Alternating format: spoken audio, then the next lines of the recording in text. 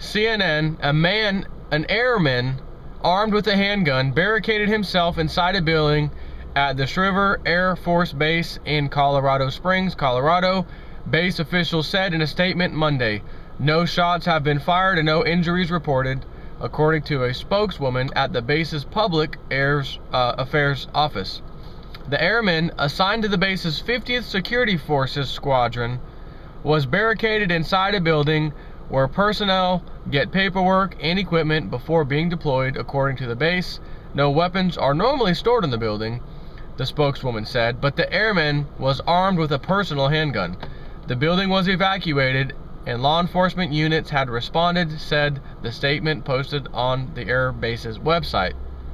Quote, our first responders are trained to handle situations such as this, and we are working with our community partners to resolve this situation as quickly and safely as possible, Colonel James P. Ross, 50th Space Wing Commander, said in the statement. Colonel James P. Ross, are you related to Buford T. Justice from the old Smokey and the Bandit days by chance?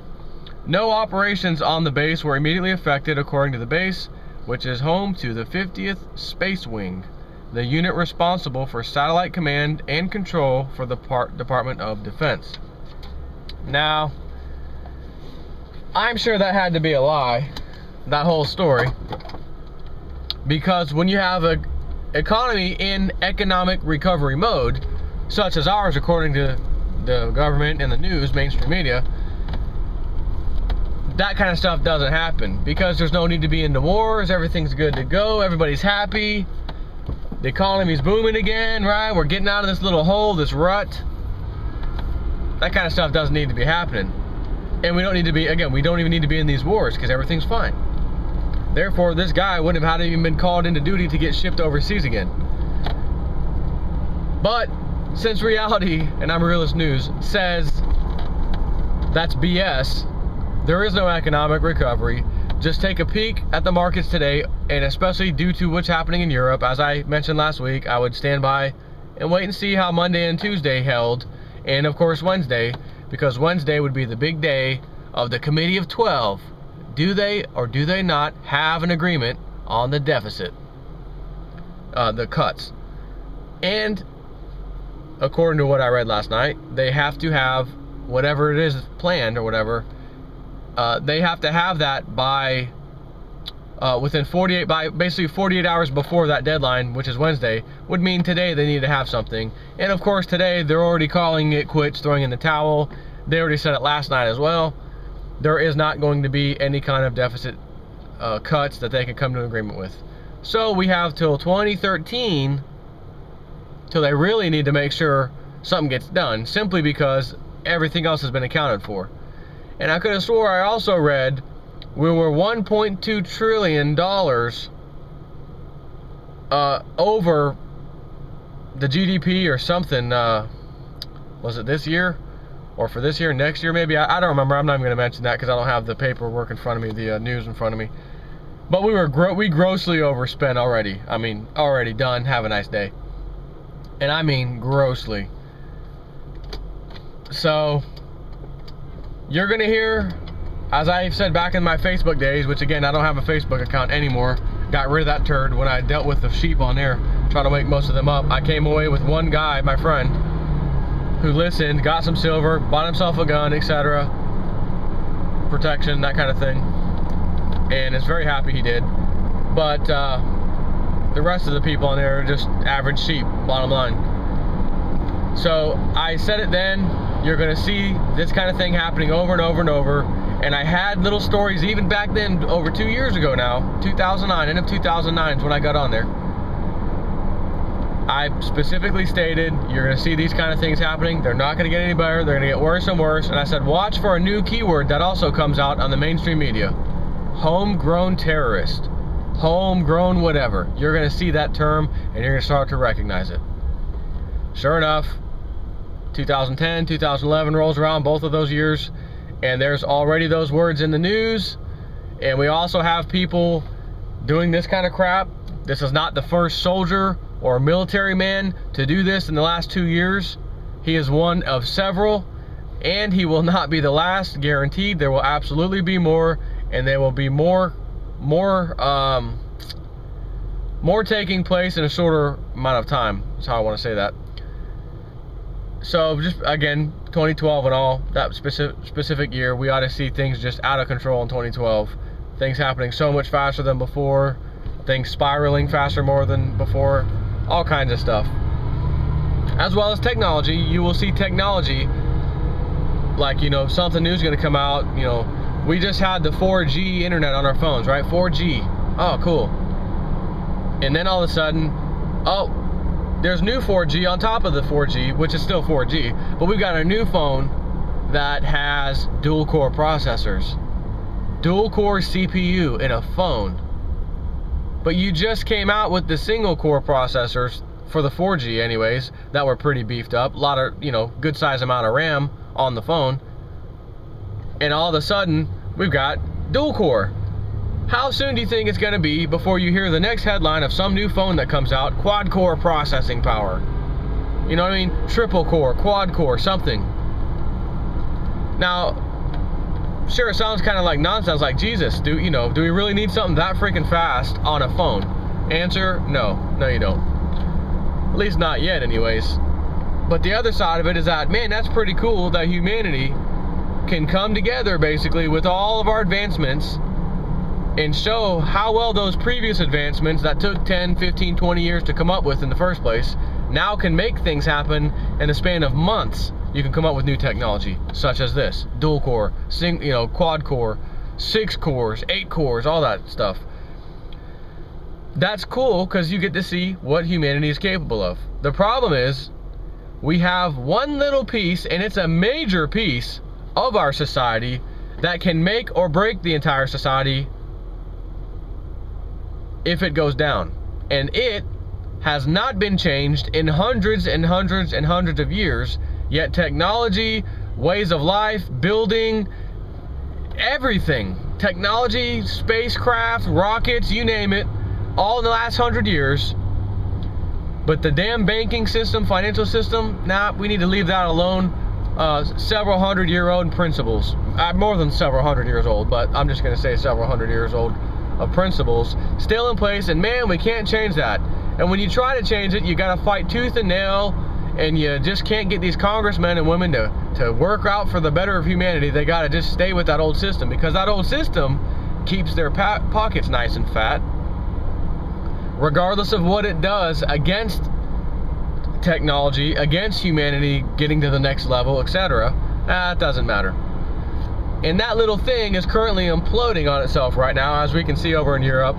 And the amount of exposure to the European mess that the United States bank companies, the big banks, the too big to fails, of course, have and are exposed to the nightmare situation in Europe is going to be, it already is, but it just hasn't hit yet, devastating.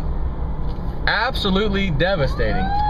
So whatever happens in Europe, as we're seeing now, is going to happen in the United States of America, just as Lindsey Williams said. It'll be Europe first. The European Union will implode. Euro will be in trouble. It's going to collapse. Once that finally takes place, according to him and his elite friend, we will have a mere amount of weeks to get out of any and all paper assets. And it's interesting that he's been screaming for so long now, Lindsey Williams, about stuff, paper assets not being worth the paper it's written on. And here we have, as I just did a minute ago in the first video, MF Global stole, oh, no, sorry about that, misappropriated. We can't use words like steal. You kidding? This guy's one of the club. Mainstream media, don't you dare use that word steal. You use the word misappropriated. There we go. Okay, sorry about that. This guy, Corzine, ex-CEO of Goldman Sachs, of course, and his CFO, I believe, finance lady, was also ex-Goldman Sachs. They both work for his new company, MF Global, which stole, oh, damn it, there I go again, sorry about that, misappropriated $600 to $700 million of their clients' funds, which is illegal. Not supposed to do that. And as I read you in the story, in the video a minute ago, that number has now doubled. And what if it goes even higher as they continue their little investigation? They stole the freaking money. So anyways, that news story that I start off with about this guy, this airman with a gun held up, is it because he doesn't want to redeploy? Is it because he can't stand what he's done over in Iraq and Afghanistan and wants to kill himself and make a big spectacle out of it to let Americans and the people of the world know it's wrong, what we're doing over there is wrong, so I'm going to kill myself, make a news story, go into the base, and who knows what. We got to wait till the story ends and see how that goes, what the point of him doing that was.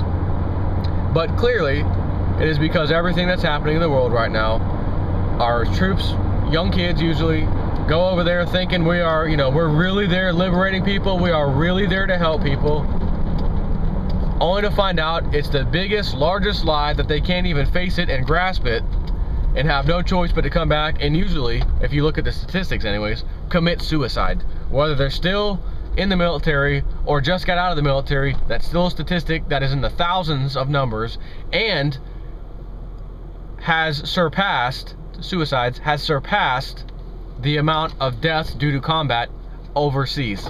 Isn't that amazing? Isn't that amazing? We are killing ourselves, the troops are, usually when they come back, more so than the actual enemy and IEDs and the roadside bombs and the Al-Qaeda and the Taliban and the Shmalaban, right? We're killing ourselves. Our troops are killing themselves. And they aren't man enough to come back here saying, I've been lied to, it killed me, it was so far from what I thought was the truth, it's so disturbing, I don't know how to react, of what I thought was being told to me was true, only to find out it was a lie, and I'm over there slaughtering people, on accident, casualty of war, but now my brain's screwed up. I should at least come back to the United States, do some YouTube videos, do something, leave a video of myself to my family and friends, and state in that video, my family and friends, I'm gonna kill myself right now.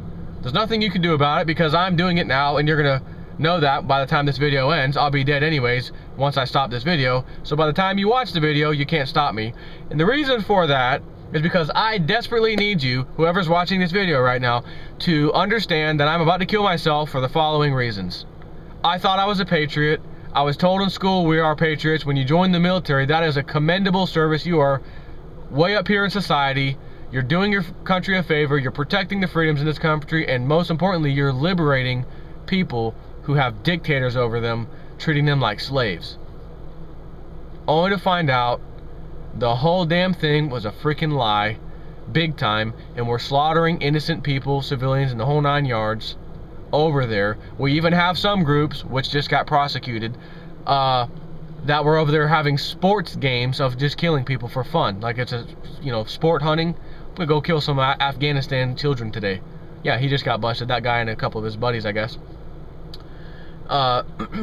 So why, this is what he would say, right, if I was the suicide guy. Why I'm doing this video is because I can't live with myself for the things I've done, and I need to let everyone else know not to get involved in the military. Don't you dare go over there. This is why, and look at me coming back. My brain is screwed up and I'm gonna kill myself now. That is not what you probably thought you were getting into, and that's what I want to let you know. So mom, dad, whoever's watched this video, please get this out to YouTube, please get this to the mainstream media, and let this be showed across America. Have a nice day. And then he stops playing, and then he can blow his head off if he wants.